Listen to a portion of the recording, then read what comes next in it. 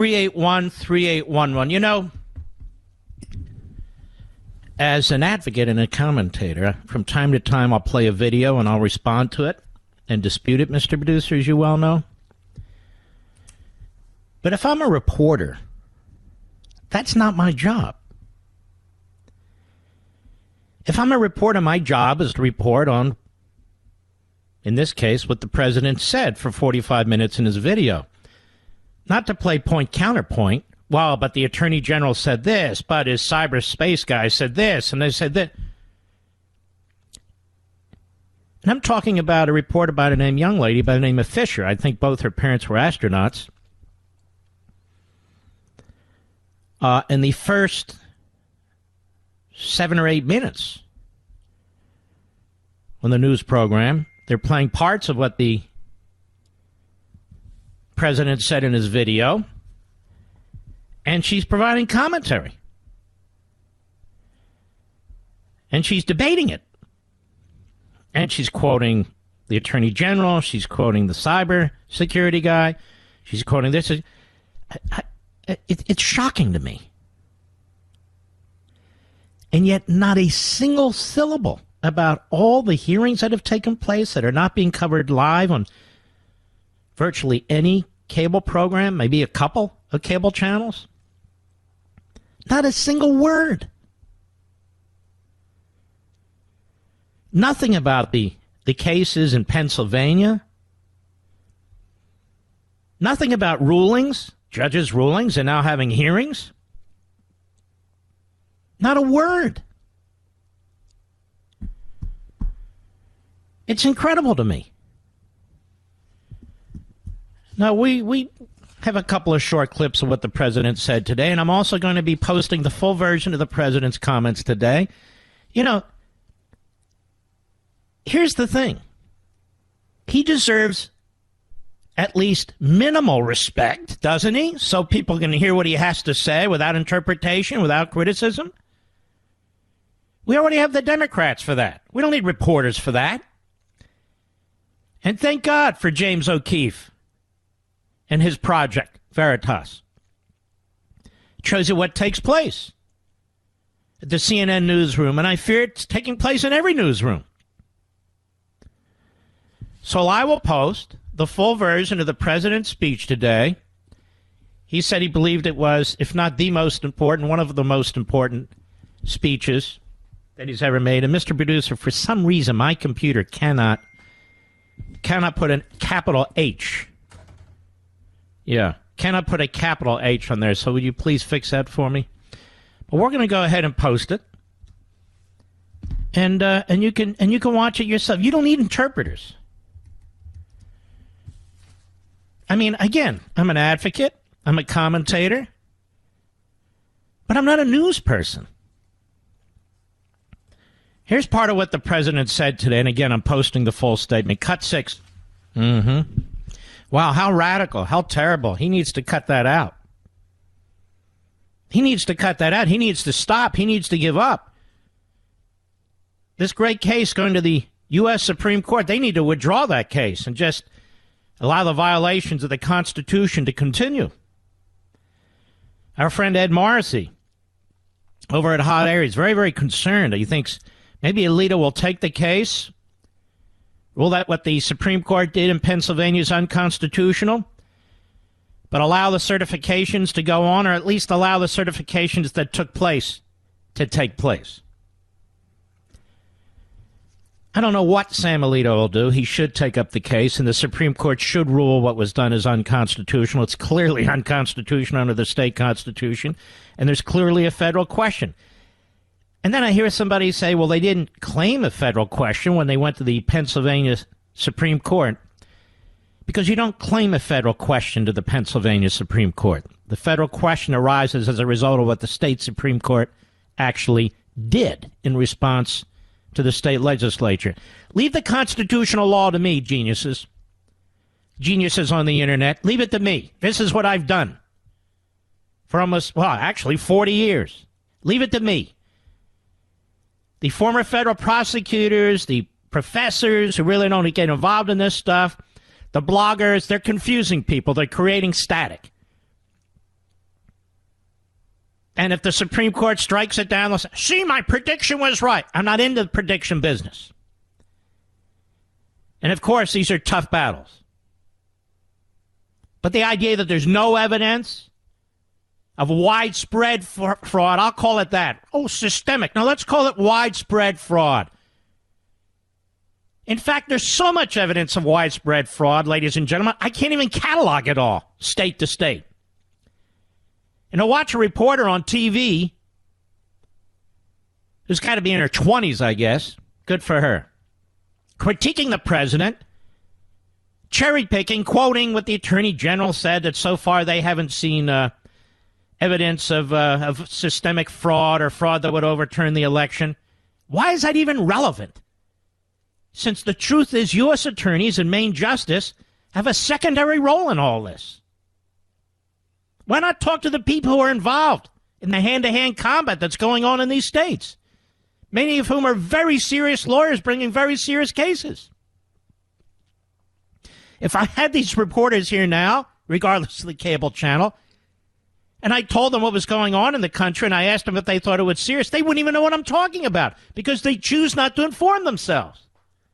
And to do it with a smirk on your face is even more appalling. And we heard James O'Keefe and CNN. CNN could care less what's going on out in the country. I just wish these same reporters were so smirky and snide and condescending all through the Russia collusion nonsense. But they weren't. They're carrying water for the conspiracy nuts. President of the United States, cut 7, go. I want to explain the corrupt mail-in balloting scheme that Democrats systematically put into place that allowed voting to be altered, especially in swing states. Now let's stop. That is exactly true, based on the litigation.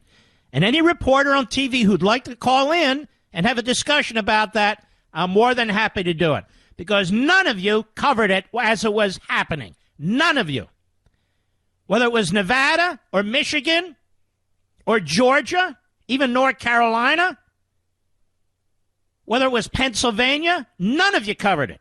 None of you covered nearly 300 lawsuits that were brought to change the rules. And why did they bring these lawsuits to change the rules? Because they believe in good government? Is that why you get rid of signatures and signature matching? Is that why you extend the count? They're still counting in New York. Finding ballots, judges. The scale of justice being thrown into the river. That was all true. You had secretaries of state changing the rules, even in Georgia, even Republicans. You had boards of elections changing the rules. You had executive branches changing the rules. You had courts changing the rules. Courts in Michigan. Courts in Pennsylvania changing the rules. Literally weeks before the general election. That's a fact that I didn't hear on this report tonight. That's a fact. Now, that's not amenable to a criminal charge by a U.S. attorney. So when they say, well, the Department of Justice didn't find that, it doesn't matter what they found. They're not the first line. Plus, I gave you a perfect example of widespread fraud in one county in Pennsylvania that was raised with the Department of Justice, that was raised with the U.S. Attorney's Office, and they didn't bend a finger. Go ahead. Listen to how thoughtful, precise, and important the president's words are and his arguments are. And he's exactly right. What took place in these states is disgusting. And they didn't get rid of signatures and get rid of postal dates and extend the counting time for mail-in voting. They didn't increase mail-in voting by 4 times in the nation, 10 times in Pennsylvania. They didn't do all these things because they wanted a clean vote. And we know it. There's another cut I want to play for you from the president today in this speech. Remember, you can see the entire speech. I've linked to it on Mark Levin Show Parler, Mark Levin Show Twitter, Mark Levin Show Facebook, which we will be leaving on December 31. The reporting on this is so bizarre. They're tracking me to see when's he going to leave. I never said I'm leaving Twitter. I said I'm leaving Facebook. Twitter hasn't done anything to me. They start censoring me, I'll leave Twitter. But Facebook is done. I'll be right back. Mark Levin.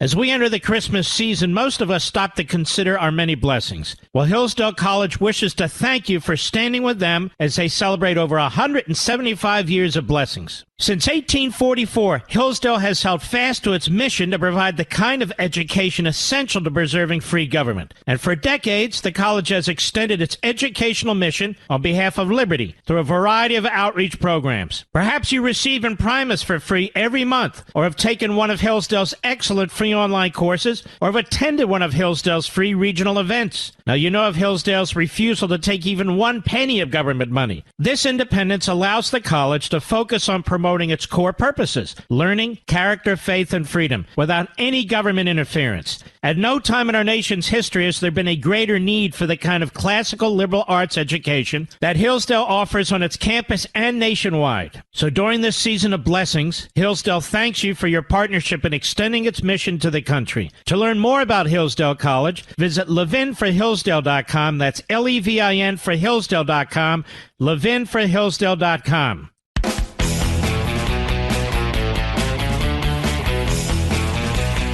I want to take this moment, we will continue with the rest of the program shortly, to talk about Dr. Walter Williams. Dr. Walter Williams was on this radio program fairly often over the almost 20 years I've been on radio. When I started Life, Liberty, and Levin, the very first show in February 2018, I wanted Walter Williams on my show. And he came down from suburban Philadelphia. I wanted to have him on again, in June or July on TV, Mr. Producer, something like that. But he was on an oxygen machine, one of those portable oxygen machines that people use when they have emphysema. And so we decided we wouldn't do that. So I brought him on radio during the course of the Democrat Party riots in the streets to have him comment on it. You know, when I was a young teenager, I was instinctively a conservative because I didn't like authority that much. I didn't like people pushing me around. And Walter Williams, who from time to time would be on PBS with Milton Friedman and so forth, as was Thomas Sowell, but he wrote these beautiful columns. And I remember my dad and mom showing them to me and encouraging me to read them. We've lost an icon. People use that word a lot. We've lost a huge, huge presence in this society for those of us who believe in liberty and the Constitution and humanity of the individual. When we come back after the bottom of the hour, I want to talk a little bit further about Walter Williams before we go on. I'll be right back. As we enter the Christmas season, most of us stop to consider our many blessings. Well, Hillsdale College wishes to thank you for standing with them as they celebrate over 175 years of blessings. Since 1844, Hillsdale has held fast to its mission to provide the kind of education essential to preserving free government. And for decades, the college has extended its educational mission on behalf of liberty through a variety of outreach programs. Perhaps you receive Imprimis for free every month, or have taken one of Hillsdale's excellent free online courses, or have attended one of Hillsdale's free regional events. Now, you know of Hillsdale's refusal to take even 1 penny of government money. This independence allows the college to focus on promoting its core purposes: learning, character, faith, and freedom, without any government interference. At no time in our nation's history has there been a greater need for the kind of classical liberal arts education that Hillsdale offers on its campus and nationwide. So during this season of blessings, Hillsdale thanks you for your partnership in extending its mission to the country. To learn more about Hillsdale College, visit levinforhillsdale.com. That's Levin for Hillsdale.com, levinforhillsdale.com. Mark Levin, an unapologetic patriot and unapologetic constitutionalist. You can reach him at 877-381-3811. More on Walter Williams. Walter Williams had a terrific sense of humor. He's very easygoing, but he was a fierce defender of liberty. Period. When he was young, he experienced a lot of racism. He grew up in Philadelphia, West Philadelphia, then North Philadelphia, and he and I used to talk about Philadelphia. I'm a Philadelphian myself. I think he lived for several decades in suburban Philadelphia, as I recall. I also remember Walter constantly with a cigarette in his hand. Those damnable cigarettes. You do what you want. I'm just saying. I've seen too much of it. And the last time I saw him again was February 2018, the kickoff of Life, Liberty, and Levin. He was hilarious, easygoing. You don't have to prep him. I mean, he knew his topic. And liberty. That's what he cared about. Liberty. He said, you're a libertarian, kind of classical liberal. Would that be about right? He said, yeah, that's about right. You notice something about Walter Williams and his dear, close, almost lifelong friend, Thomas Sowell. They didn't become never-Trumpers. They were not never-Trumpers. They didn't agree with everything Donald Trump did. They didn't agree with everything he said and the way he said it. But they understood the nature of a republic, and they understood republicanism. I've had Thomas Sowell on my show, Life, Liberty, and Levin. I've had him on my radio show. I think it's very, very important that we listen to these iconic figures while they're with us. And now one of them's gone. And, you know, selfishly, personally, as I said when I first heard this, it was a kick in the gut, because you go, oh, no. They say people are replaceable. They're not replaceable. He's irreplaceable. Milton Friedman's irreplaceable. William Rush's irreplaceable. William Buckley's irreplaceable. We have people who feel like they fill their shoes today. They don't fill their shoes. Not even close. And Walter Williams will be missed. And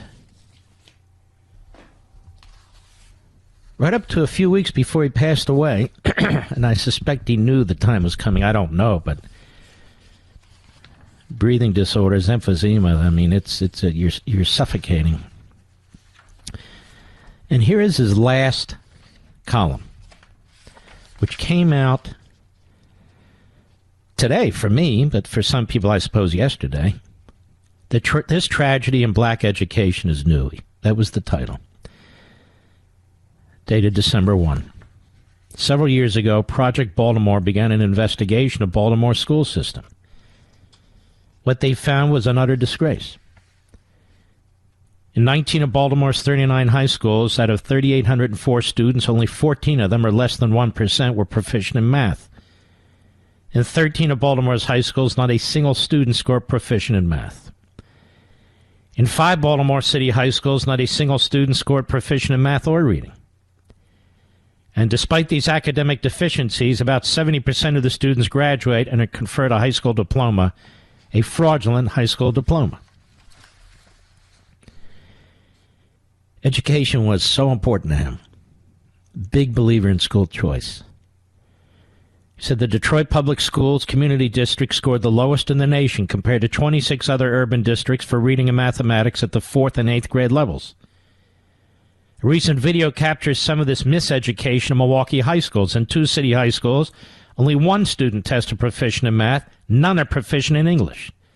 Yet the schools spent a full week learning about systemic racism and Black Lives Matter activism. By the way, he says, a November 19, 2020 Milwaukee Journal Sentinel article says, "How many black teachers did you have? I've only had 2.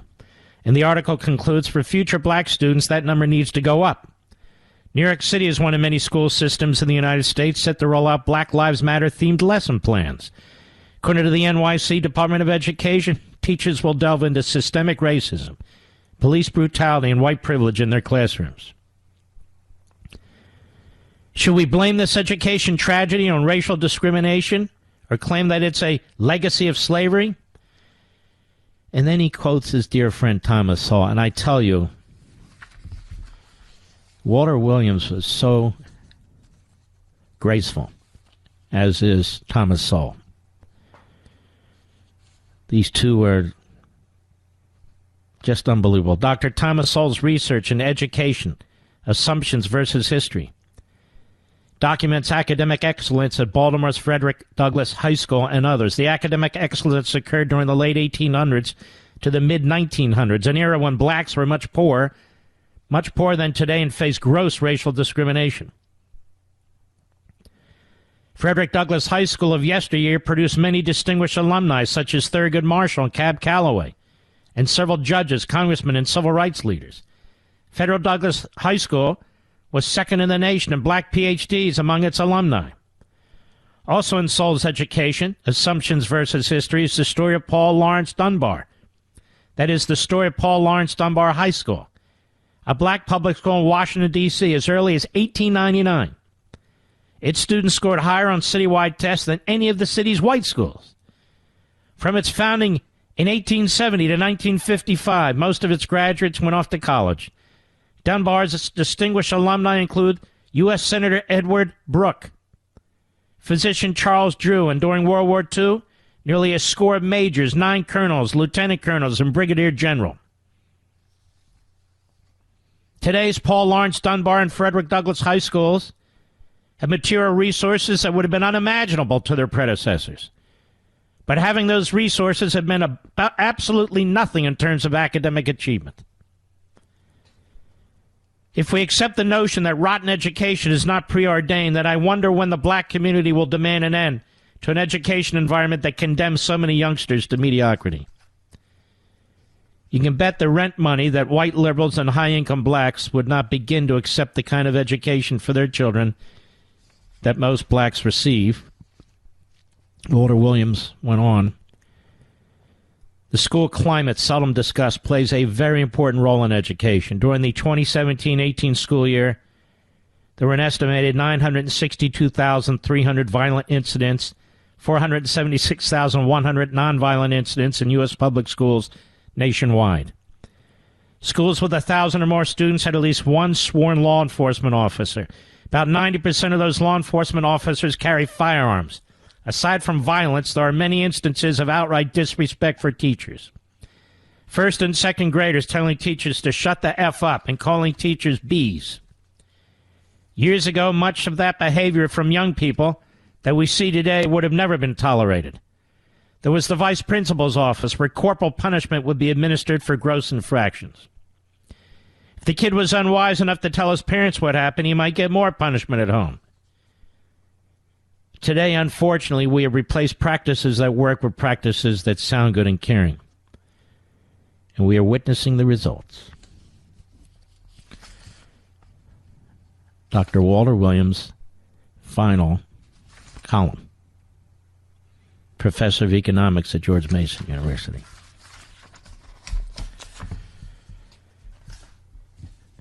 Who will be remembered as long as I live on this program.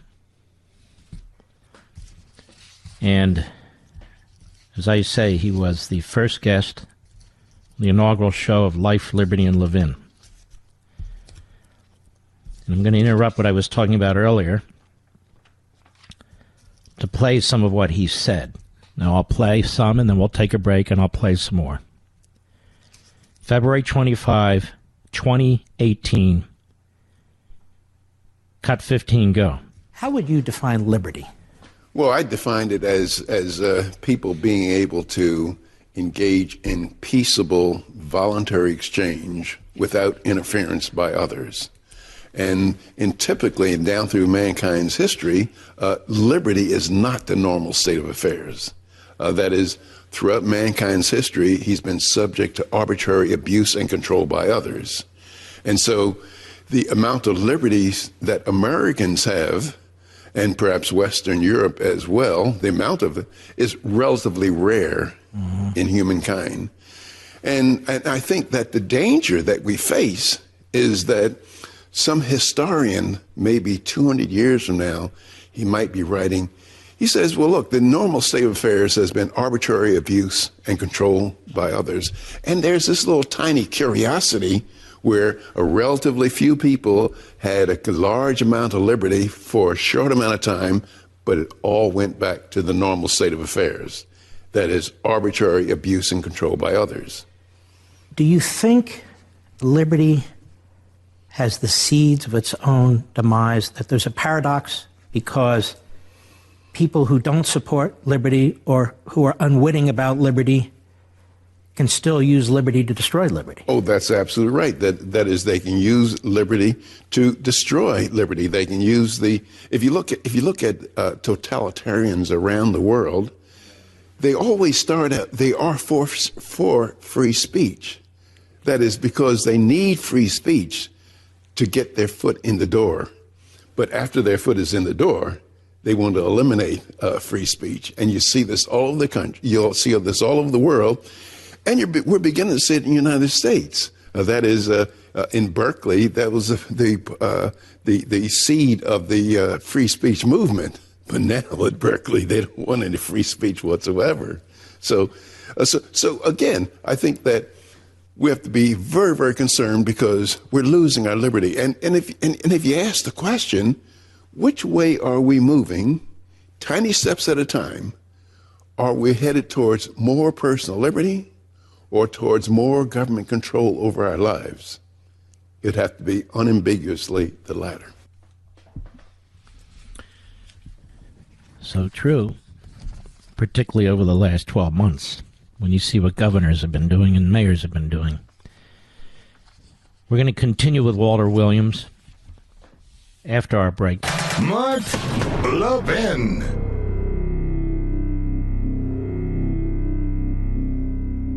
As we enter the Christmas season, most of us stop to consider our many blessings. Well, Hillsdale College wishes to thank you for standing with them as they celebrate over 175 years of blessings. Since 1844, Hillsdale has held fast to its mission to provide the kind of education essential to preserving free government. And for decades, the college has extended its educational mission on behalf of liberty through a variety of outreach programs. Perhaps you receive Imprimis for free every month, or have taken one of Hillsdale's excellent free online courses, or have attended one of Hillsdale's free regional events. Now, you know of Hillsdale's refusal to take even 1 penny of government money. This independence allows the college to focus on promoting its core purposes: learning, character, faith, and freedom, without any government interference. At no time in our nation's history has there been a greater need for the kind of classical liberal arts education that Hillsdale offers on its campus and nationwide. So during this season of blessings, Hillsdale thanks you for your partnership in extending its mission to the country. To learn more about Hillsdale College, visit levinforhillsdale.com. That's Levin for Hillsdale.com,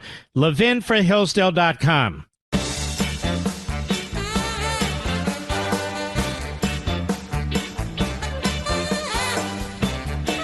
The iconic Walter Williams, who passed away either late last night or early this morning. February 25, 2018, on the inaugural Life, Liberty, and Levin program. Cut 16, go. You know, when I was about 20 years old, my father and I visited a senator by the name of Paul Laxalt from Nevada. He was very close to Ronald Reagan. And one of the things he said to me that has stuck with me ever since: every day Congress meets, he said, we lose a little bit of our liberty. Now, it wasn't supposed to be that way. Mm-hmm. The American people largely do not like politicians. The American people largely do not like Congress. You know, the polls come through, the Congress rates very lowly. But it seems like when there's a problem, there's a big percentage of the American people on health care or housing or gun laws or what have you, they immediately say government should do something. They don't trust the bureaucracy, they don't trust Washington, they don't trust Congress, but government should do something. How do you explain that paradox? Well, I think that there's a temptation among all humans to want to live at the expense of somebody else.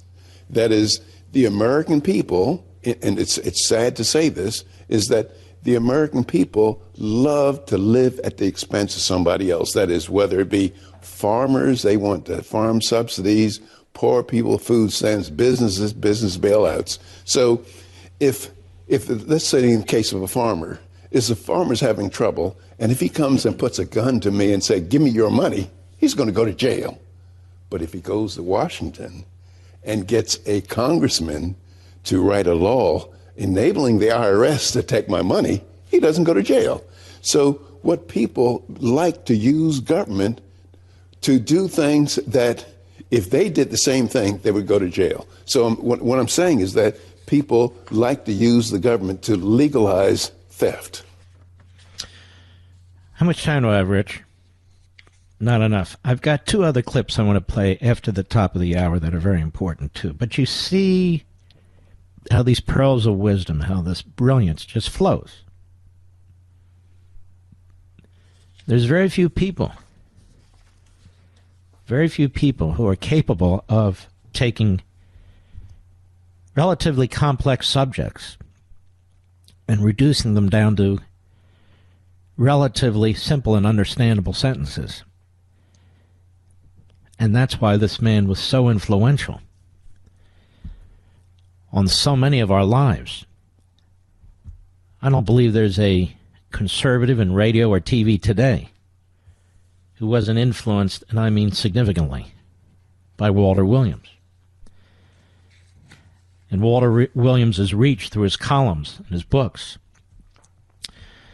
and substitute hosting for Rush Limbaugh. Remember that? He was tremendous. He was hilarious. Used to talk about his wife. Mrs. Williams wouldn't permit this, and Mrs. Williams, and then she passed away. That was his darling.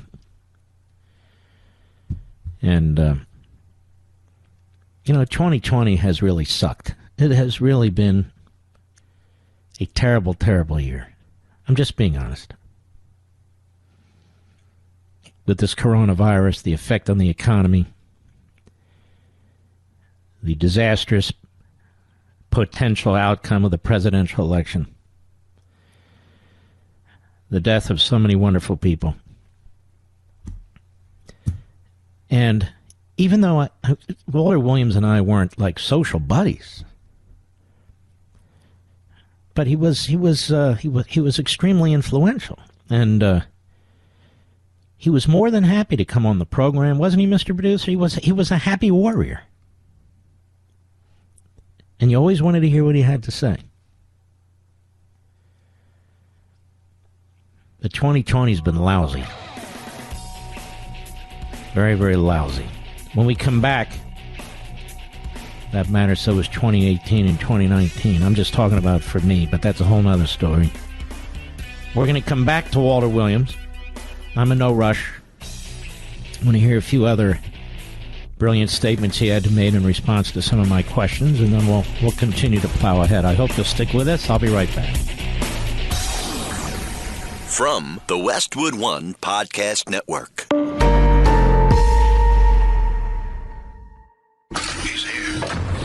He's here. Now, broadcasting from the underground command post, deep in the bowels of a hidden bunker, somewhere under the brick and steel of a nondescript building, we've once again made contact with our leader, Mark Levin. Hello, America. Mark Levin here. Our number, 877-381-3811. 877-381-3811. By the way, I want to throw this out there before I forget.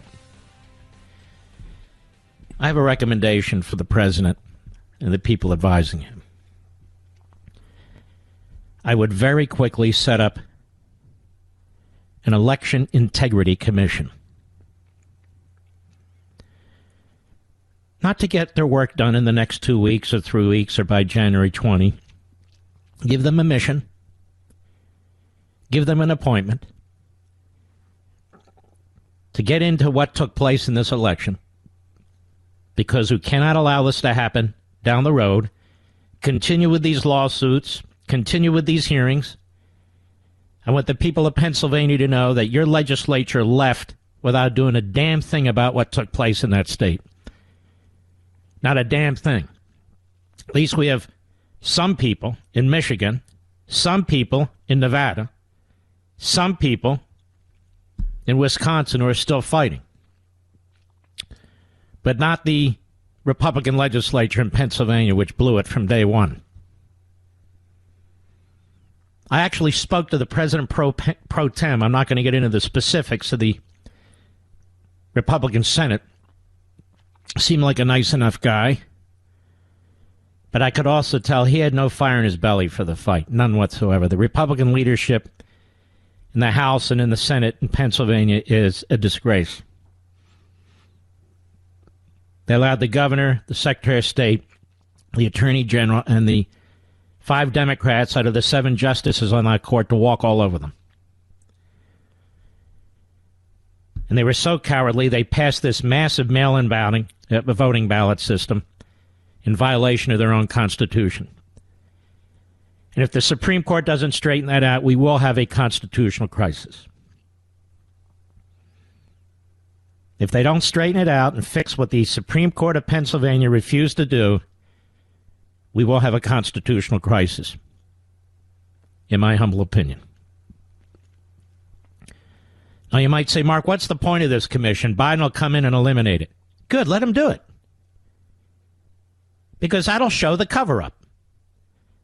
I don't understand people. They're not strategic. They're not tactical. They're not anything. They just roll over and whine. No.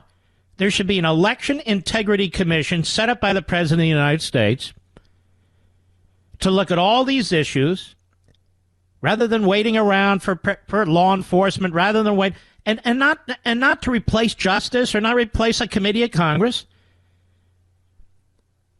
We had a commission in 2005 to take a look at the various changes that took place in these states, who brought the lawsuits, who made the changes, look at them in the context of existing constitutional state law,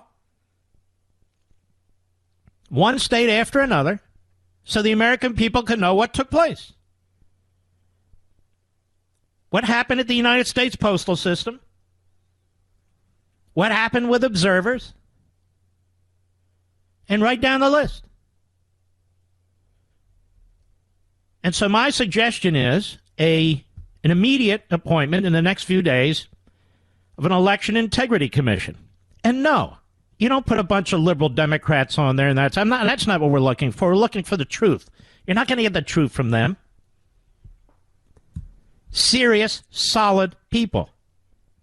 Constitutionalists, if you will. Or as the Washington Post likes to call us, right-wingers. But no, constitutionalists. 5, 6, 8. That's it. Nothing bigger. And if Joe Biden comes in and disbands it, then you'll know exactly what's going on. That'll further underscore what the Democrats have been up to. And so I do believe there ought to be this election integrity commission set up soon by the president and begin to take the information. Can't rely on the media. The media is corrupt. Media is corrupt. Can't rely on Republicans. They're cowards. Can't even rely on half of the conservative media because they're not conservative anymore. They're bizarre. Walter Williams was a fighter. Walter Williams. February 25, 2018 on Life, Liberty, and Levin. Cut 17, go. So in other words, using government, the law, the power of government, to take something from someone and give it to somebody else. Or to take something from a generation that's not yet born. You know, we have over $200 trillion in unfunded liabilities, $21 trillion in fiscal operating debt. There's going to be $1 trillion deficit this year. They just voted one of the most massive budgets in American history. The Republicans did. The president signed it. 3 generations from now, 2 generations from now, those kids are going to have to deal with this. So even when it comes to their own children and grandchildren, do you think parents who love their children and grandchildren, do you think they delude themselves into thinking, well, that's them, that's this ambiguous future generation, my kids will be fine? What's the mindset there? Well, I think here's the problem is that the big collapse will not come until 2030 or 2040. And any congressman who will take steps now to prevent the big collapse, he's going to be thrown out of office. That is, the major big problem in our spending is Social Security and Medicare. Any congressman talking about doing something about Social Security, doing something about Medicare, he's going to be run out of office. And by the people who are over 65 who vote in large numbers. So we have to ask ourselves the question, is it reasonable for us to expect a politician to do what he considers to be political suicide? I say no. It's unreasonable for us to expect that of a politician. So politicians are running a congressman. His time horizons is 2 years, not 15 or 20 years. It's 2 years. And so that's what we have to live with. So that is a circular problem then, because these people will continue to do what they're doing, these politicians. In fact, they grab more and more power from the private sector, from the individual, and yet they don't have the ability, either because of the public or because of their own lack of will, to do what needs to be done 20, 30, 40 years out. That's right. So what happens to a country? If people will say, well, what can we do? And I ask, well, are the American people, as human beings, are we any different from the Spanish, the Portuguese, the French, the British, great empires of the past who went down the tubes for doing roughly what we're doing, bread and circuses? And I say, well, maybe we're not that different, and maybe we're going to share the same future as those other great empires of the past. Keep in mind, we have betrayed the founding fathers of our country. I mean, if you look at Federalist Paper 45, when James Madison was writing Federalist Paper 45, he was trying to convince the citizens of New York to ratify the Constitution, and they were afraid to ratify the Constitution. And he said, the powers that we've delegated to the federal government are few and well-defined and restricted mostly to external affairs. The powers left with the people in the state are indefinite and numerous. If you turn that upside down, we have what we have now. The powers of the federal government are indefinite and numerous. Unbelievable. The genius of Walter Williams. Let's play one final clip from my interview with Walter Williams. I wish I could play the whole hour, but we're unable to. Cut 18, go. Would you agree with me that in many respects we now live in to follow up on your point, a post-constitutional period? It's not really a federal republic, since the states live at the behest of the federal government. It's not really a representative republic. You have this massive administrative state with 2 million, civil servants, bureaucrats. And it's not really a constitutional republic when 5 individuals on the court can decide in a 5-4 vote if something is fundamental or not fundamental, or they decide to nationalize an issue, then there's no recourse. What kind of a government is this right now? Well, we're moving towards totalitarianism. That is, I'm not saying that we're a totalitarian nation yet, but which way are we headed? Tiny steps at a time. More government control over our lives, or more liberty. And it's the latter, more government control over our lives. And so, and the tragic thing about this is that the American people have contempt for the United States Constitution. Contempt and ignorance, because any politician who decided to uphold and defend the United States Constitution, he would not get elected to office by the American people. That is, if he says, look, nowhere in the Constitution is there authority for the federal government to be involved in education. So if you send me to Washington, I'm not going to bring back billions of dollars in aid to higher education because it's not in the Constitution. he'd be run out of town. Do you think then that progressivism, this anti-constitutional, anti-republic ideology, born of, in my opinion, Rousseau, Hegel, Marx, and their progeny, Dewey, Crowley, Wilson, you think they've succeeded? Well, the Jeffersonians and anti-federalists, they have not succeeded. And so the progressives have succeeded very well. The Wilsonian objectives or vision is hard set in our economy. Or if you look at the Communist Manifesto written by Marx and Engels, if you look at the things that they wanted, the 10 things they wanted, we've accomplished it in our country. Mm-hmm. Walter Williams. He'll never be silenced. There's so much that he's written and so much that he has said. So he lives on in that sense, doesn't he? And he has a magnificent legacy. And really, when our time is up, family, friends, and you hope for a good legacy. And just to underscore his point, here's a headline from PJ Media. New York City restaurant owner who declared his business an autonomous zone has been arrested. Arrested. Why? Because he wanted to keep his restaurant open. Because his entire livelihood was being destroyed right in front of his face. He did everything he could to survive, to provide for his family. And the city and state told him he was not free to do it. He was not free to serve food. He's under arrest. I'll be right back. Mark Levin.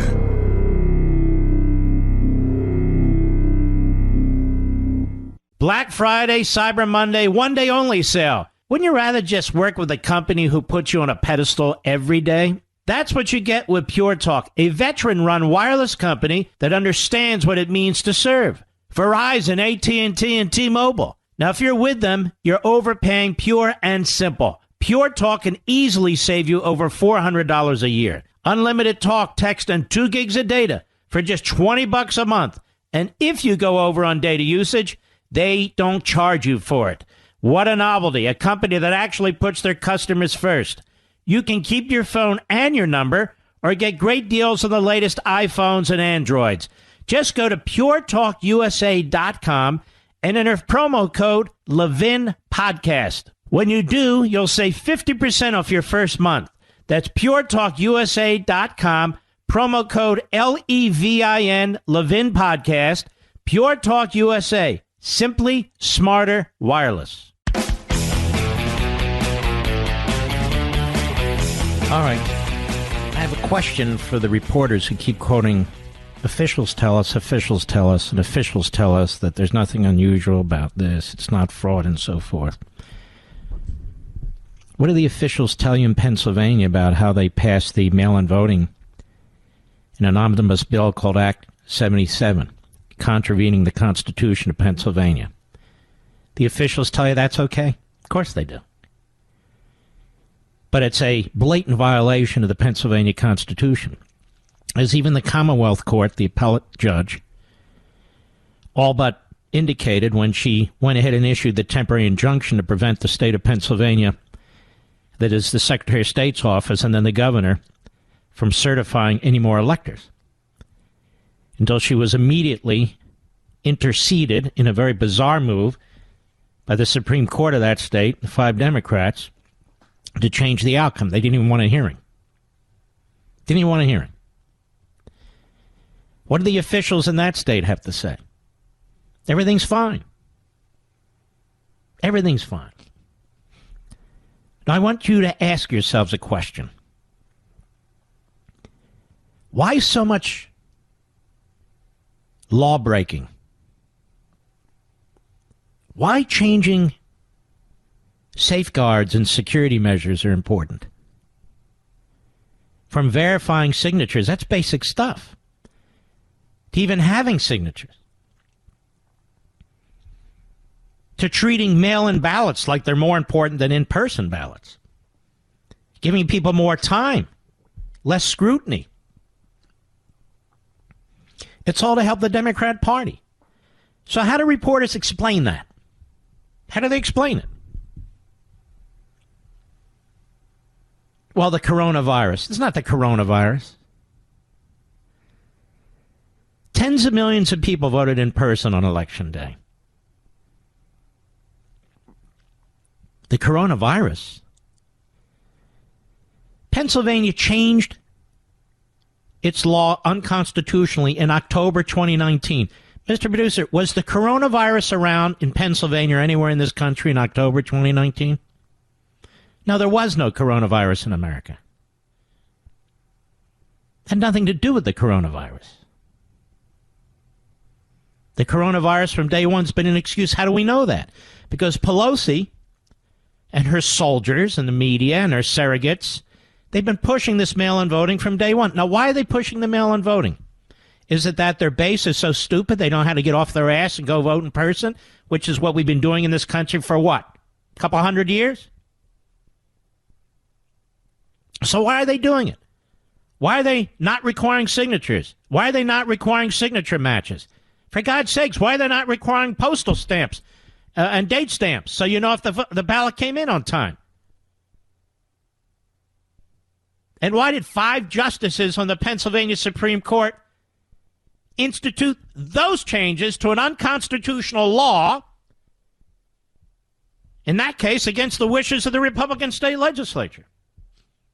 Well, officials tell us there's nothing wrong with this, and officials tell us nothing happened fraudulently. As I've been saying over and over again, you look at these different states, even put aside fraud. They made fraud legal. Prior to these changes, if you send in a ballot and you didn't have a signature on it, it's thrown out. You don't get to count that. If you counted it, it's fraud. Prior to these changes, if your signature doesn't match another signature they have on record in their data banks, and that's counted, that's fraud. Prior to these changes, all illegal, all unconstitutional. If you didn't get your ballot in on time, but they counted it anyway, that's fraud. So fraud was made legal by unconstitutional acts of the state Supreme Court on top of an unconstitutional act by the state legislature. But Trump needs to stop criticizing, you see. Trump needs to stop litigating. I dare any reporter to call this program and discuss this. Any reporter from any news outlet. It'll never happen. They're corrupt as hell. That's what's been going on in this country. I'll be right back.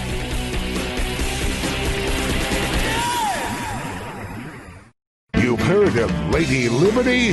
Well, this is Mr. Liberty, the Mark Levin Show. Call him now at 877-381-3811. Nor am I transitioning into Lady Liberty, Mr. Hughes. I want to go through this again because maybe I did it too quickly before the break.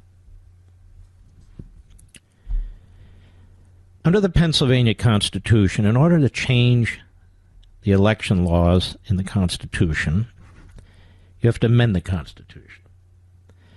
This goes way back, Pennsylvania Supreme Court precedent, into the 1830s. It's got one of the most difficult amendment processes of any state. It also has one of the strictest election processes in any state. There's no early voting. Absentee voting, but that's separate. And it's the only form of write-in voting that's permitted. And they have strict requirements for it. Well, the Democrat Party and Biden, they needed to break Pennsylvania because they wanted Pennsylvania in the election. They lost it in 2016. So they swarmed on Pennsylvania. The governor, liberal Democrat. The lieutenant governor, crazy-ass liberal Democrat. The Secretary of State, radical nutcase. The Attorney General, radical nutcase. 5 out of 7 justices, radical rogue justices. The last 3 elected very recently. Enormous amount of money's coming out of the unions out of Philadelphia and Pittsburgh, and they got their candidates on the bench. They're special pleaders for the Democrat Party. The Republicans in the state legislature are what we call rhinos. They're, for the most part, they're very weak. I know this. I'm a Pennsylvanian. 1976, when I supported Reagan, I was dismissed by these rhinos who thought it was a joke. 1980, when I supported Reagan, they supported Bush. They're always a generation or two behind the times. And so in 2019, the Republican legislature passes an omnibus bill called Act 77. And in this omnibus bill, they put in this mail-in voting. Universal mail-in voting. In violation of their oath. And not only is it a violation of the state constitution, it undermines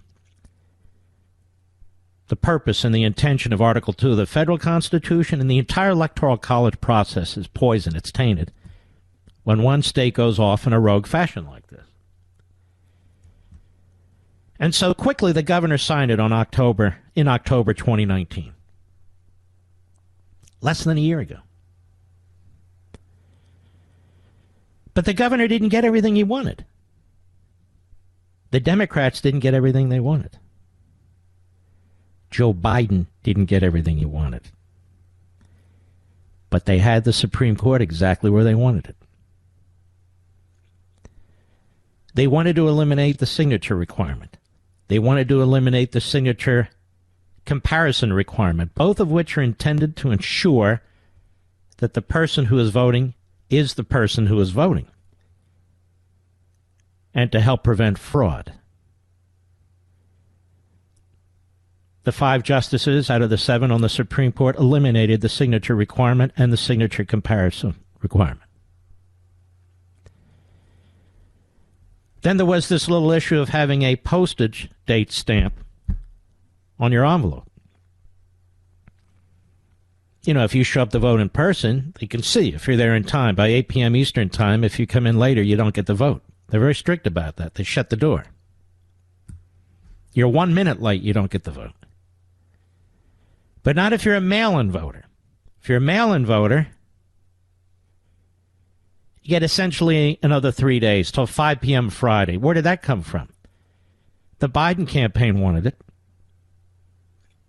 The Democrats in the executive branch wanted it. And the Democrats on the Supreme Court wanted it. So in addition to a violation of the fundamental constitutional state requirements in Pennsylvania by the legislature and the executive branch, it didn't go far enough for the Democrats. So they went around the legislature where they couldn't get these changes, and they had them imposed by the state Supreme Court. Now, why do you think they did that? Prior to the state Supreme Court issuing that order, a ballot that came in without a signature was discarded. A signature that didn't match would be considered fraud, discarded, and investigated. A ballot that came in without a postage date or a legible postage date was discarded. Once the Supreme Court did what it did, all of those ballots became ballots that were counted.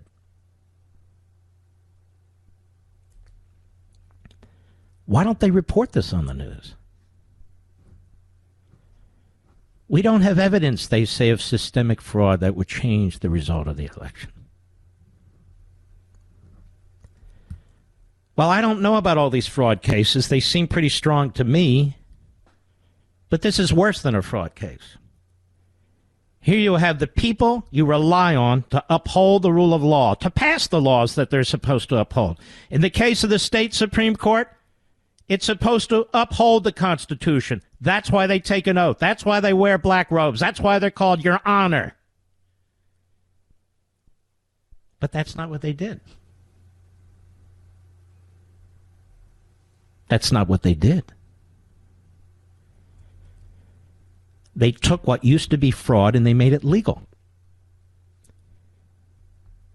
And they did it by circumventing the Constitution. So all those votes that didn't have signatures, all those votes where the signature didn't compare, all those votes, they didn't have postal dates on them, that would have been thrown out. Now, if you could even find them, given how they've commingled everything, you'd be said, oh, you're disenfranchising voters. Now, you can't disenfranchise voters. You're disenfranchising all these people who failed to follow what was state law. And by the way, the same people who would have been, quote-unquote, disfranchised 2 years before and 4 years before that, and every 2-year cycle for 100 years. But not this time.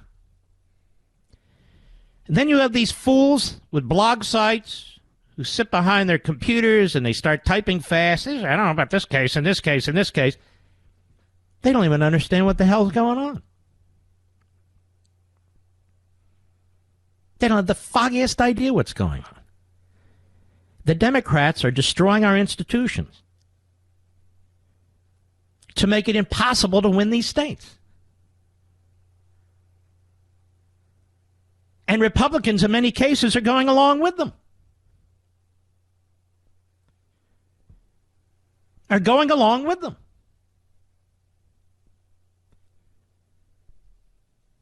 In places like Georgia and Arizona and Pennsylvania.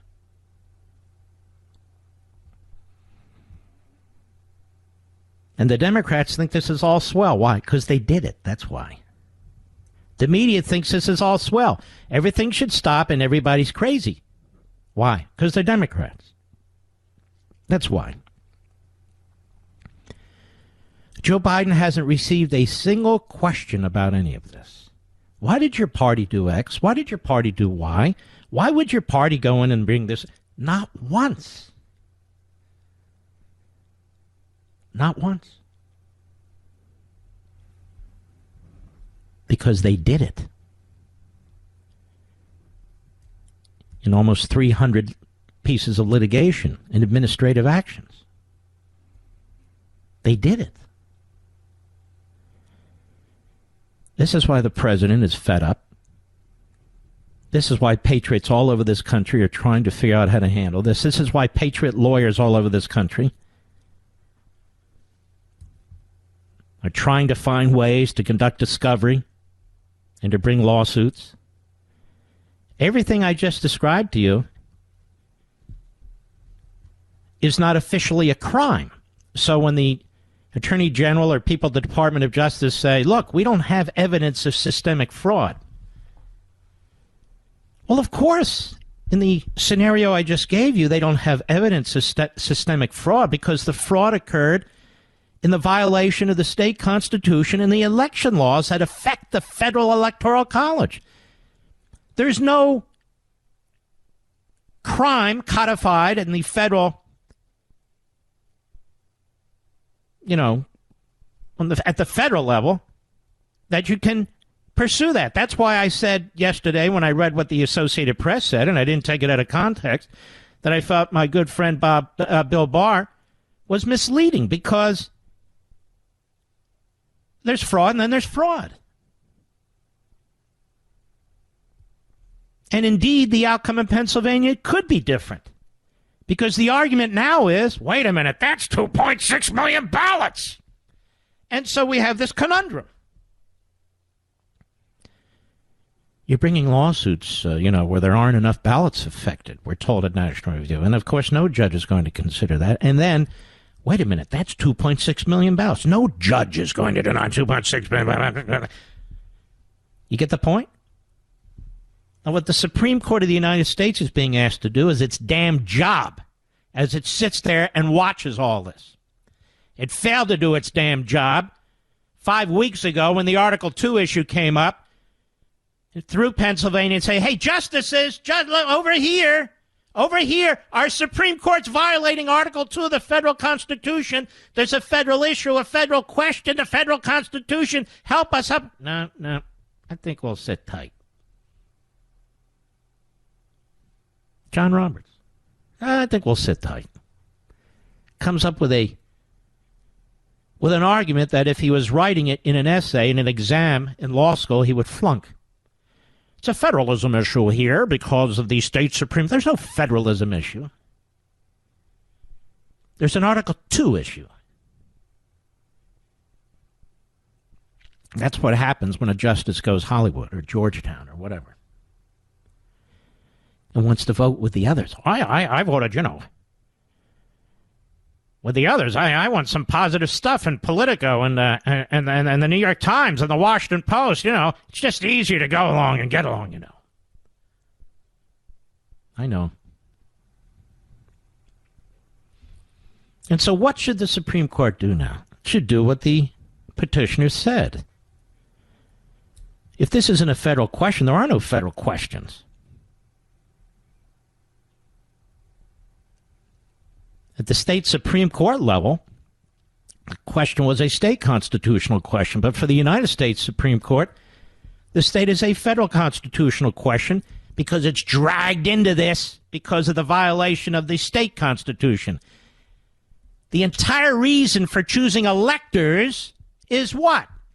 For the Electoral College. And what does the Electoral College do?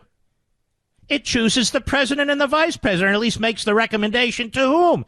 The federal Congress. And then the federal Congress does what in a joint session on January 6th? It counts the electors. This isn't a wholly Pennsylvania issue. Consider it like in a criminal case, the fruit of the poisonous tree. It's not an exact parallel, but it's good enough. You can't have state. What if Pennsylvania had said, the Pennsylvania legislature had said, we're going to pass a law that for now on only Democrats can be electors. Only Democrats, because our plenary power under Article 2 includes lawless power. I don't know. It's called plenary power, not plenary lawless power. It is assumed you're going to act within your own law, within your own constitution. I don't know that we've had many cases like this before. That's how much of an anomaly this is. And here's the kicker. You know what the Pennsylvania Constitution requires? If you're going to amend the Constitution, in addition to 2 votes by the legislature, in addition to publishing in the counties and 2 newspapers and so forth, a number of weeks have to go by. The final say is in the people of the state. They vote. The people have to vote to amend the Constitution. They were completely disenfranchised because the legislature and the governor violated the Constitution. And nobody talks about, as I said last week, the disenfranchisement of the people of Pennsylvania when it came to changing and allowing the mail-in vote. They never had a say, and no signature comparisons, no postage mark, no mail-in vote. They never had a say, and yet under the Constitution of State of Pennsylvania, they have the final say. What about their disenfranchisement? I'll be right back. Mark Levin.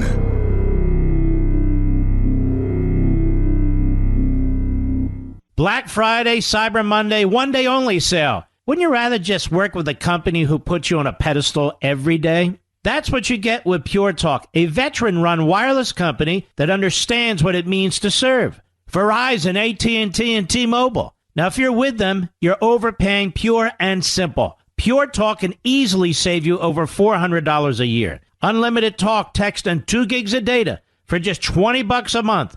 And if you go over on data usage, they don't charge you for it. What a novelty, a company that actually puts their customers first. You can keep your phone and your number or get great deals on the latest iPhones and Androids. Just go to puretalkusa.com and enter promo code Levin Podcast. When you do, you'll save 50% off your first month. That's puretalkusa.com, promo code LEVIN, Levin Podcast. Pure Talk USA, simply smarter wireless. I only have 3 minutes here, and I want to spend 1 minute saying this. So what should the Supreme Court do? I'll tell you what I would do if I were a justice. I'd rule yes. It's absolutely unconstitutional. And it is, of course, a federal question, the whole point of electors. It's not just a state or federalism issue. And so, yes, it was unconstitutional. And yes, it does affect the Electoral College. But we're the United States Supreme Court, and we don't count the electors. Congress does. And we don't send the electors. The state legislatures do. So we're not in the business of fashioning a political remedy. We'll leave that to the political bodies. That, in this case, would be the Pennsylvania state legislature and the federal Congress when it meets. We're just here, as we always are, judicial review, to make sure the federal Constitution is upheld. And what Pennsylvania did in changing its election laws, violating its Constitution, has had an effect on the Electoral College. Whether or not those votes should count, whether or not those electors should count, that's not our business. We will leave that to the state legislature and ultimately to the United States Congress. That's how the United States Supreme Court should rule. We're not going to fashion a remedy, but on the other hand, the tail doesn't wag the dog here. We will address and we will confront what was done, because imagine this going on state after state after state after state. Where are you going to draw the line if you don't draw it now? It's not just a federal question. It's a super-duper federal question. All right. Stick with me. I'll see you in a few minutes. From the Westwood One Podcast Network. He's here. He's here. Now, broadcasting from the underground command post, deep in the bowels of a hidden bunker, somewhere under the brick and steel of a nondescript building, we've once again made contact with our leader, Mark Levin.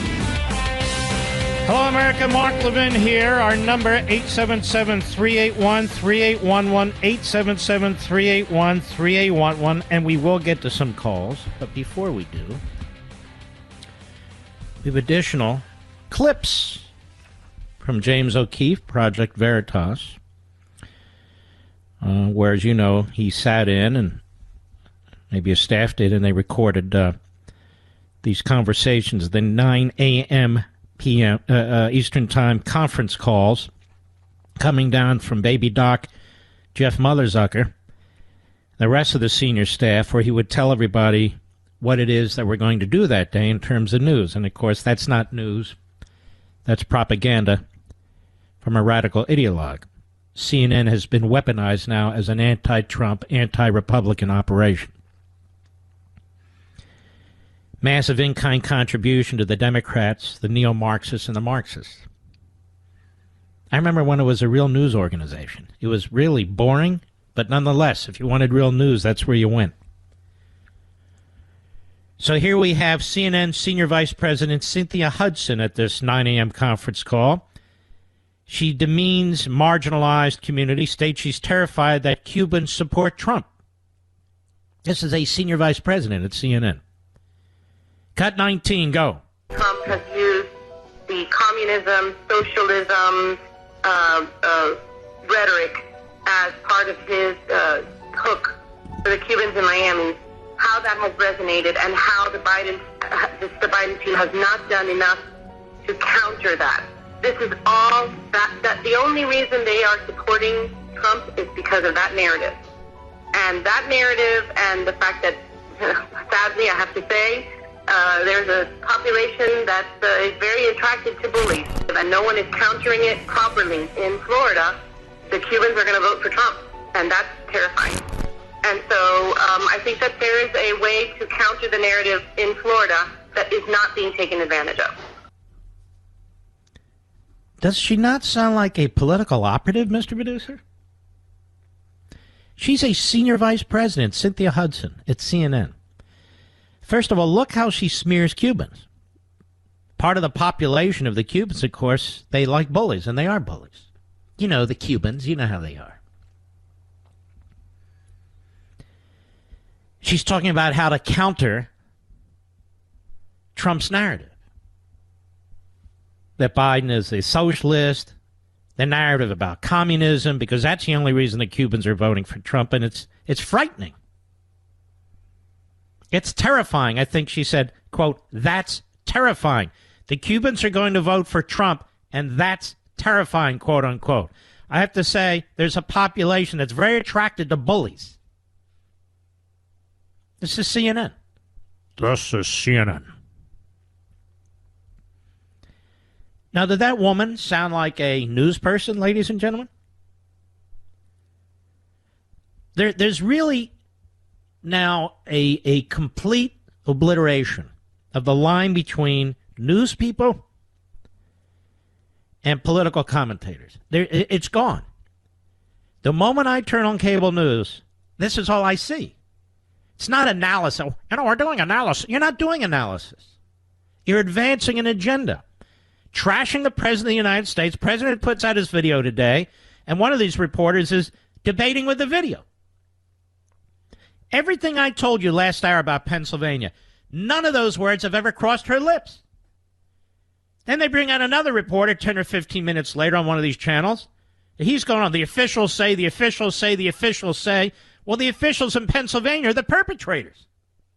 What kind of reporting is this? What kind of media?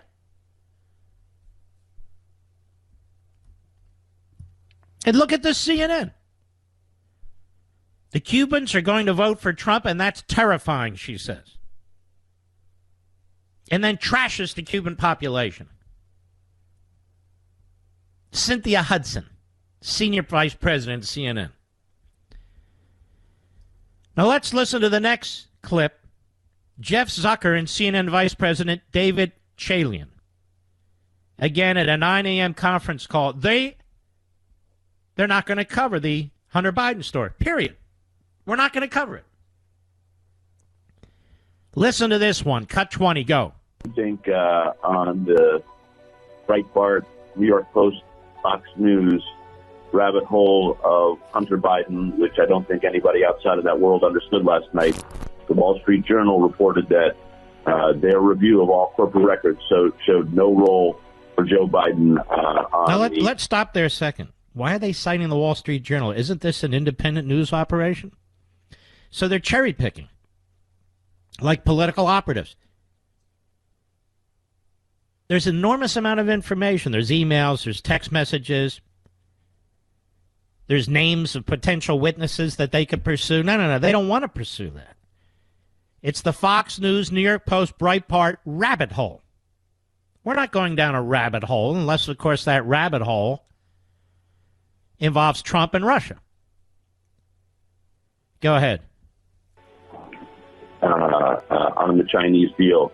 And yes, I do put more credibility in the Wall Street Journal than I do in the New York Post. Well, what does that have to do with anything? Why don't you do your own damn reporting, you a-hole? Are we going to put it in the Wall Street Journal? It just shows you how far CNN is from any kind of a serious news operation. Doesn't even look into it. It doesn't want to look into it. Go ahead. We're not going with the New York Post story right now on Hunter Biden, and which seems to be giving its marching orders to Fox News and the right-wing echo chamber about what to talk about today. Obviously, Hunter Biden's lawyer. First of all, this Fox News, they are obsessed with Fox News. You know, they can hate Fox News and still go after the Hunter Biden story. Fox News didn't create the Hunter Biden story. Hunter Biden created the Hunter Biden story. But you were wondering why the rest of the media didn't cover it? They're having exactly the same kind of propaganda meetings as Zucker and Chalian at CNN. This is going on at MSNBC and NBC, at CBS and ABC. This is going on at the New York Times and the Washington Post. If you don't get it, you don't get it. Democracy dies in darkness. Democracy dies with our media, to be perfectly honest with you. So here they are explicitly stating they are not going to cover the Hunter Biden story. Period. Period. Go ahead.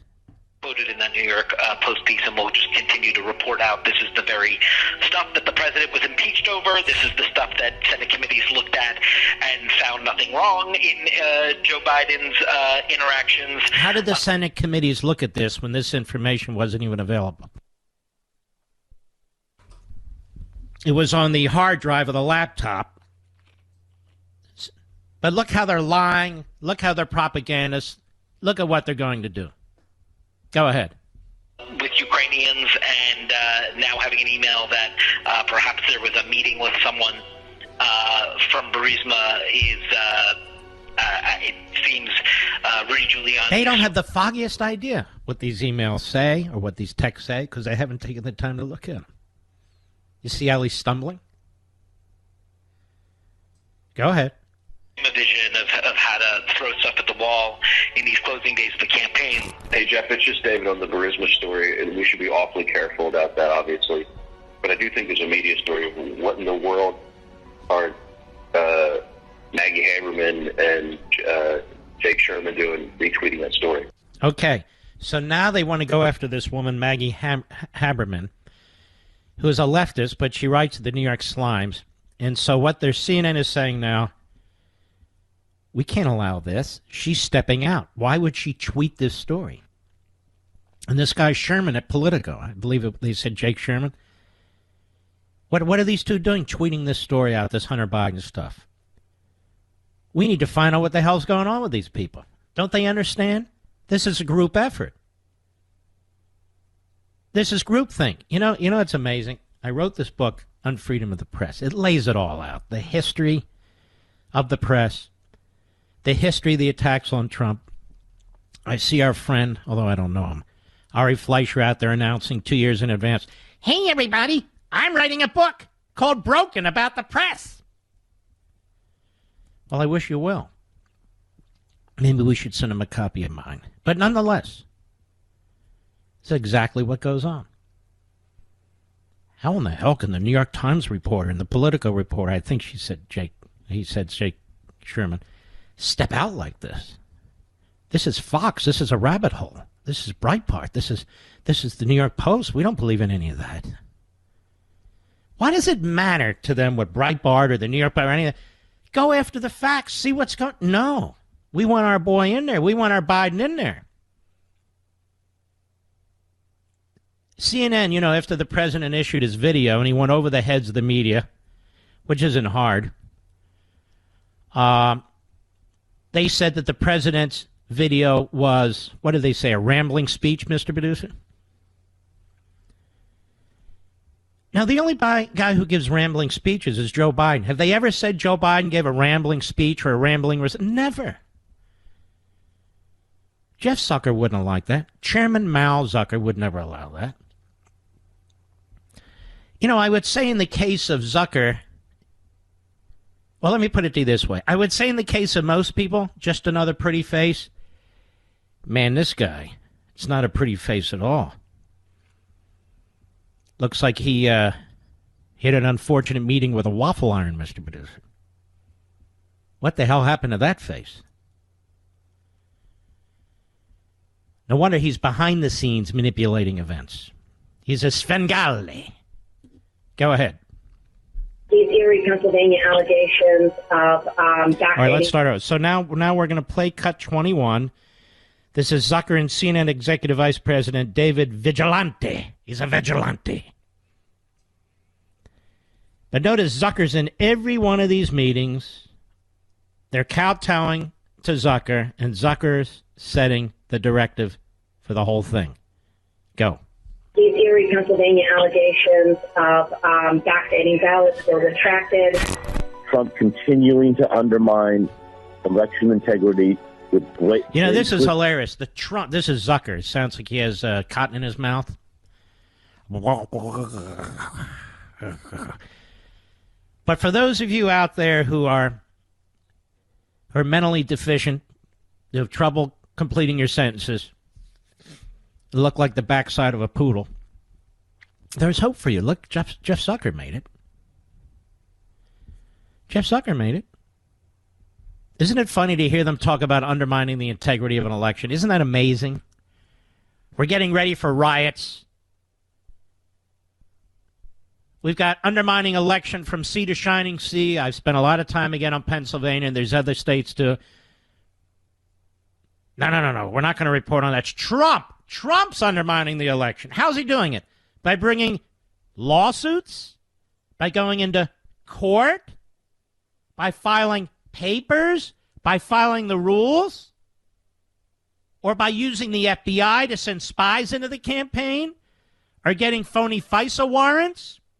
Or paying money for a phony dossier written primarily by a Russian spy? Did Trump do any of that stuff? No, I don't think so. I don't think so, Jeff. Go ahead. Okay, and he's continuing to do it. And that leads to the question of whether or not Trump himself is a national security threat. So you see, according to Jeff Zucker, the question is whether Trump is a national security threat. You know what, Jeff Zucker? You're a sick bastard. You really are. You're a grotesque excuse for a human being. Just a sickening propagandist with a fascistic mind, in my humble opinion. And I use the word mind loosely. Go ahead. Doing, and in light of what he did in the debate. Hey, Jeff, it's David. I just wanted to make one point about contextualizing Ben Ginsburg. He's without a doubt the preeminent election lawyer on the Republican side, and probably one of the most preeminent election lawyers in America. He's also had a front row seat to every Republican election. Ben Ginsburg is this Bush guy who was involved in the 2000 race. And he's been kind of dumping on Trump. He said, I think we need to bring Ben Ginsburg in here and contextualize what Ben Ginsburg is saying. I mean, we got some of these good Republics out there. We got to bring in. Let's see if we can get Romney. There's anyone else? We got Romney. We can contextualize with Romney, because that'll be a good contextualizing right there. Oh, yeah. I'll be right back. Mark Levin.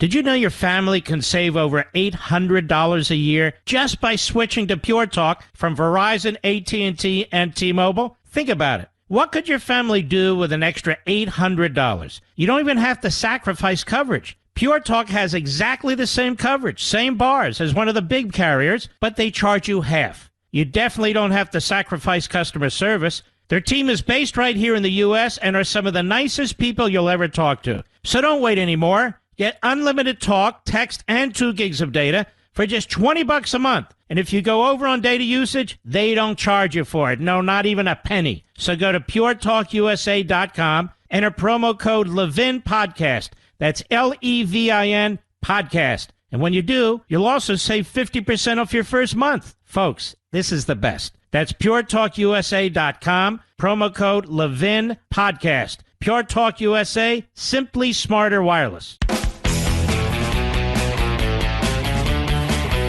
Let's go to Rick in Israel, where it is, let's see.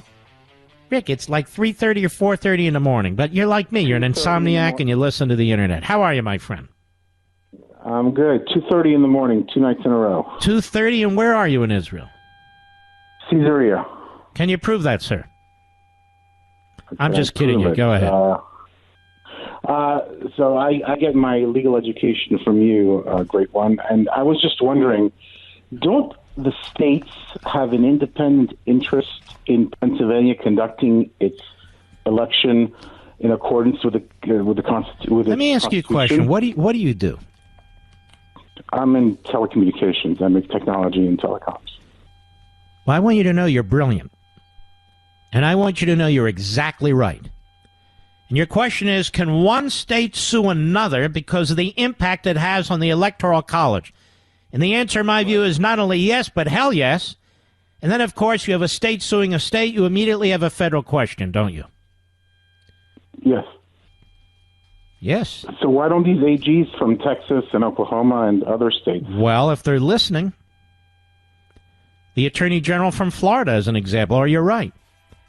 The Solicitor General in Texas absolutely could sue the state of Pennsylvania for the impact it's having on the Electoral College.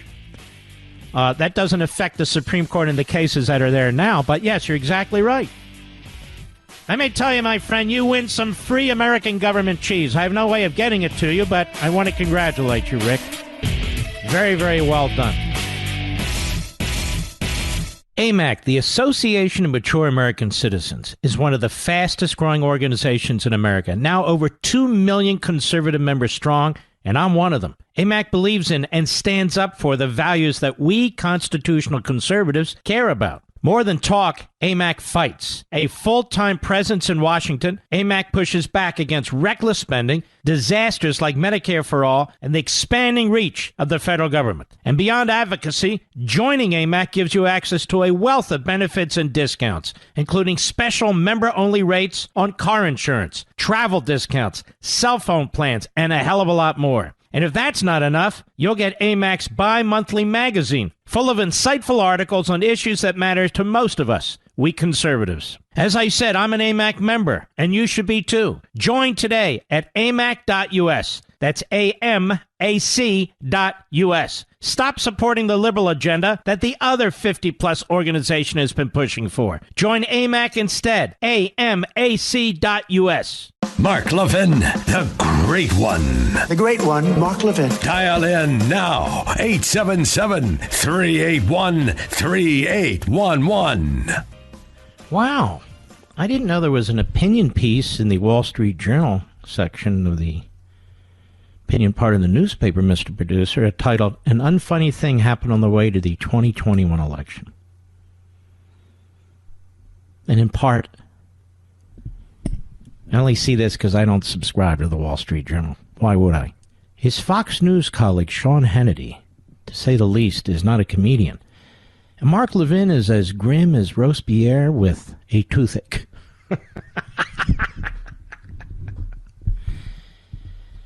You ever seen Paul Gigot on TV, Mr. Producer? Oh, my God. Who can watch that guy? No offense. I don't have to write an opinion. I'm just giving it. Oh, my Lord. Wow. Think about a toothache. That'll give you a headache. Just saying. Does anybody deny there's fraud taking place in New York in this one congressional race where the Republican had a 28,000 vote lead and now she's behind by 12? Did you see that one, Mr. Producer? No, that's not fraud. Can you prove it? We talked to election officials, and election officials there said everything's on the up and up. These things happen, you know. They come in the thousands, and they're counted all at once because we count them beforehand, and then we put them in the machine. That's all. Oh, okay, says the election official. Okay, we got it now. All right, I promised some calls here, didn't I, Mr. Producer? I think I did. We took our friend from Israel. Boy, he was sharp. He was sharp, and I hope some of these attorneys general in these states are listening. You can sue these other states, and you can claim, of course, that they're diminishing the legitimacy of the Electoral College, and they're diminishing the impact of your electors based on the fact that their election systems do not have the proper safety or security measures in place, and that they should. Okay, let us go to Amanda, Raleigh, North Carolina, on the Mark Levin app. How are you, Amanda?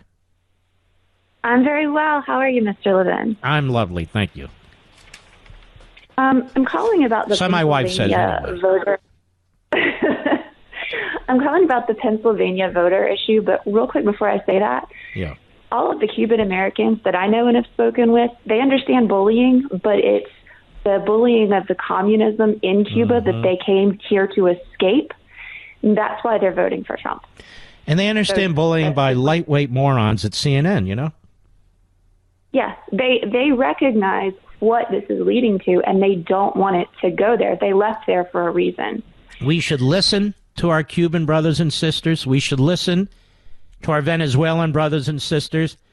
We should listen to our Eastern European brothers and sisters and Russian brothers and sisters and God knows where else. People who come here from regimes in Africa and South and Central America and the Middle East. These are the people we should be listening to. I have a friend from Russia who is now in the United States military, and he commented the other day that he feels like, it, especially with the media, it's getting more and more like Russia before he left. It's heartbreaking. I think Jeff Zucker would be very, very good. He'd be the Walter Duranty of Russia for the New York Times and CNN. Walter Duranty was a disgusting pig who was a mouthpiece for Stalin. Stalin got him girlfriends and got him cars and got him good food. As long as Walter Duranty would keep giving the Stalin line while he was slaughtering Ukrainians. And the New York Times and Walter Duranty were very, very happy with that. And, in fact, he got a Pulitzer Prize. So that's how important a Pulitzer Prize is. Anyway, Amanda, I'm stepping all over you. Go ahead. No problem. So the main reason I called was about the mail-in votes in Pennsylvania. Everybody's whining and complaining. What are you, asking to throw them all out? That's 2.6 million people. You're going to disenfranchise them. However, they've already been disenfranchised by the government in Pennsylvania by the fact that the Supreme Court didn't step in at all, but they've been disenfranchised. This whole thing is to mitigate that. Because what about the other 4.5 million people who voted? Is your point? Yeah, I mean, and not only that. Notice they don't even come up and say, "Okay, we'll take a look at these mail-in votes, but the ones without signatures or where there's no signature match or without any postal date stamp on it, we'll get rid of those as we would have anyway." They won't even say that. You know why? They commingled all of them. Yeah, and there were 700,000 more that were returned than were requested. I mean, if we're talking about disenfranchisement, you've got the mail-in voters. So many of them have either been negated or their vote has been diminished of the legitimate voters. That is disenfranchisement, not to mention how that impacts the rest of the state. No, you're quite right. And I think Rich, who was calling from Israel, he was right on. And I hope there's an attorney general or solicitor general in one of these states that have to move quickly and says, yes, what took place in this state or that state diminishes our vote and diminishes our electors. All right, my friend Amanda, Raleigh, North Carolina, I want to thank you. All right, let's keep going. Let's go to Chris in Charleston. XM Satellite. How are you, Chris? I'm doing good. I hope you're doing well, too, sir. Very well, thank you. I keep hearing over and over that there's not enough fraudulent votes to overturn the election. Whatever happened to if you get caught cheating, you get disqualified? Well, it's a great point. It's are you talking about the whole state or the individual? The individual. Yeah, no, you're right. Your ballot's not only thrown out, you're going to prison. Tell me, with all even they say, well, we have individual cases of fraud. Is anybody being prosecuted even at the state level? Have you heard anything? I haven't heard a damn thing. Did you know this is the cleanest election in modern history, according to the cyber nut who resigned and was interviewed by 60 Minutes? And I think to myself, how is that even possible? With all these changes. They just think we're so stupid. They pushed this Russia crap for 4 years, and you're supposed to believe that. And I want you to believe that nothing happened to this election. The president gets 11 million more votes than before, the highest number of anybody in history running for office, except for the basement creature who's hiding out in the bay. He gets 80 million votes. He can't speak. He can't walk. He can't leave the basement. Guy gets 80 million votes. It's unbelievable. That's the problem. All right. Thank you for your call, my friend. Let's continue, shall we? David, Lansing. It's Lansing, Illinois, or Lansing, Michigan? Illinois. Oh, I didn't know there was a Lansing, Illinois. Yeah, it's south of Chicago. It's so close I can hear gunshots over the Chicago line sometimes. So you sit out the back, have red wine, and you listen to gunshots. Oh, you should hear New Year's Eve. It sounds like a gun battle all night. And you know that's such a sin. What goes on in these big cities, and the inattention that it receives is just unbelievable. Anyway, go right ahead. Oh, around here you get used to it. Anyway, I appreciate your in-depth analysis of law. Keep going. And my comment is, I hear a lot. I listen to a ton of talk radio, including Hannity, Limbaugh, everybody, and I hear a lot of callers on the right calling in, asking, what can I do? What can I do? And they seem so frustrated. Here's what you can do while sitting at home. Even you can support the media outlets that are telling the truth. You can buy their newspapers, the few that are out there. You could buy their products that they're advertising. You can even donate to some of these stations, and that's what I'm doing. I'm waging a financial war. And I'm let me tell you the truth. And people say it's self-serving. You can say whatever you wish. I would put our news operation at the Blaze up against any in the country. The Blaze is terrific. Levin TV, which is what I do. You look at the Daily Caller. You look at the Daily Wire. There are others out there, and they survive on subscriptions, and they're not supported by multinational corporations or billionaires like Bezos or anything like that. They have no ties to any of these corporatists and their agenda. I can tell you, in none of the jobs I have, well, let me put it to you this way. On Fox and on the Blaze TV, nobody has ever told me what to do, ever. Now, it's been tried on radio. It was tried on radio. But it's not going to be tried again. That much I can tell you. But on my television side, digital and cable, no. Nobody's ever said it. I don't have... there's no Zucker call that says, all right, everybody. Everybody dressed? Guys, you got your pants on? Okay. Everybody take a shower? That's good. All right. We're doing Zoom here, and we can't have another Jeffrey Toobin incident. Or can we? Yeah, maybe we will. But anyway, here at CNN, news is news, and news is snooze. So we got to move on. And today's news is how to hate Trump in 12 different ways, okay? Yes, it is. He's mentally ill. He's out of control. He's a dictator. Go after Lindsey Graham. Lindsey Graham's been defending. Make sure you trash Fox and Breitbart and the New York Post. Whatever you do, don't report on Hunter Biden. Hunter Biden, that's a rabbit hole. We don't go down rabbit holes here at CNN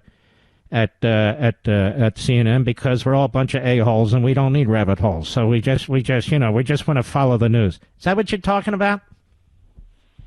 Yes, that's what I'm talking.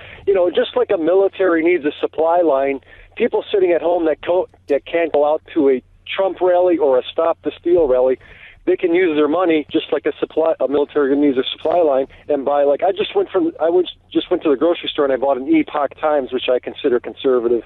They are very good, but I think they're very fair. And the channel, I forgot their name. They televised the Arizona hearings for the. Was that AON? I don't think they. I think they're on cable, but they're not in enough homes. They need to get into more homes. It was Right Side Broadcasting. Right Side. They're very good. Yeah, and very good. I just gave money to them last night. So. All right, everybody. Everybody contact, let's see here. We've got, in Lansing, Illinois, everybody contact Dave. He's in the mood. All right, Dave. Thanks, buddy. Good call. You're a patriot. Dave's a patriot. I'll be right back. Mark Levin.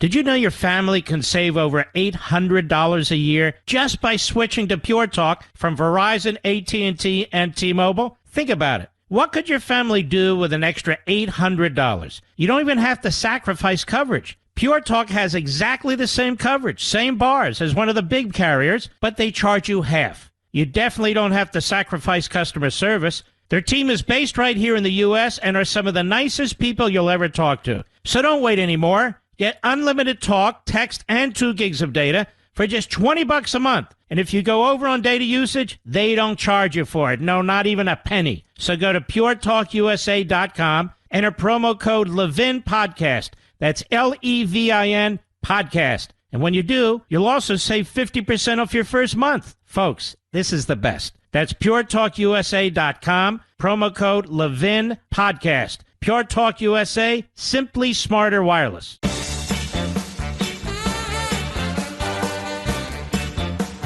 I don't know why anybody's surprised that the Trotskyite wing of the Democrat Party is attacking the Stalinist wing of the Democrat Party. You can see the Trotskyites, Omar Taliba Presley, attacking Barack Milhouse Benito Obama. Look at this. The progressives are attacking Obama. What the hell do you think Obama is? So the Marxists always fight with each other. The Marxists always fight with each other. So it's not, well, look at this, the moderates versus the progressives. No, it's not. Nobody's moderate among these people. It's the Trotskyites versus the Stalinists. It's that simple. And I say keep fighting. Enjoy. Enjoy. Just make sure you're wearing your masks. And stay inside 6 feet apart. And fight all you wish. Maybe I'll get that Flippy Fish toy, Mr. Producer. Have you seen that toy for the cats? It drives them nuts. Put it on the ground. It flops around like a flounder on the beach. Like Chris Christie naked on the beach, just flopping around. Oh, forget that. Excuse me, I withdraw that. I withdraw that. Let's go to Josie, Pensacola, Florida. How are you, Josie? Hey, Mark.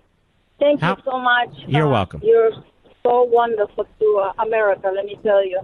Thank you. As a young girl, 15 years old, I lived through communists in Chile, 1973, September 11. Allende. And it's like I'm living through it again when the toilet paper was out. And things are going to get rough. And I keep telling people, but they didn't believe me. I've been telling them for a couple of years. And the Latino people like me, we have videos where we have seen some of the children from the head honchos from Venezuela and Cuba. They're in New York City and in the big cities guiding the sellout Americans. And it is a disgrace what's happening. And Joe Biden and his clown, they need to be arrested. Well, they're not going to be arrested, but I'm going to tell you what's going to happen, Josie. Not the first day, but at some point. We're going to have blackouts and brownouts in this country. You are going to see shortages. This is what happens when you destroy the greatest economic engine on the face of the earth. When you destroy energy independence, something we've been trying to be for half a century. They're going to destroy it. They're going to have people coming into this country in droves, getting on welfare immediately. This is why we fight, and we fight, and we fight, and we hope that we can take this election back. It's an uphill battle. We got a lot of people stabbing us in the back, but we do the best we can. Thank you. We salute our armed forces, police officers, firefighters, and emergency personnel. Ladies and gentlemen, I'll see you right here tomorrow. God bless each and every one of you. From the Westwood One Podcast Network.